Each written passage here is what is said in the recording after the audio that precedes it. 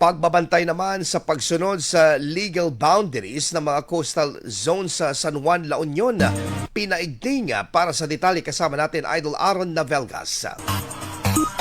104.7 IFM Report.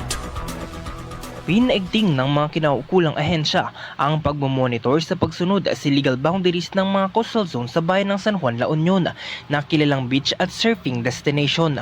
Noong Biyernes, Pebrero 5, pinangunahan ng Municipal Environment and Natural Resources Office ng San Juan, katuwang ang pamalang panlalawigan ng La Union, Department of Environment and Natural Resources at Barangay Council ang pag-install ng mga enforcement signage sa iba't ibang bahagi ng baybayin sa Barangay Tabok. Nilalaman ng mga signage ang paalala na ang anumang estruktura, pribado man o pinamamahalaan ng pamahalaan na lalabag sa itinakdang salvage zones at legal easements ay maaaring isailalim sa mandatory relocation at demolition. Nagsisilbi rin itong formal na abiso sa mga residente at negosyante hinggil sa tamang hangganan ng mga coastal zone.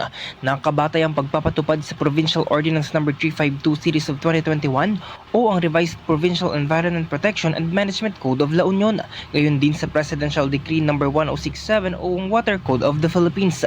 Ikinabit ang mga enforcement notice sa mga lugar na madaling makita ng publiko sa kabaan ng Tabok Beachfront, malapit sa ilang kilalang resort at establishmento.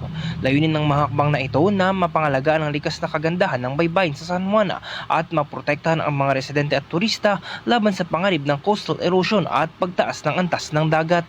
Kasama mo sa IFM News Dagupan, Idol Aaron Navelgas sa TAC IFM. IFM News. IFM News. IFM News.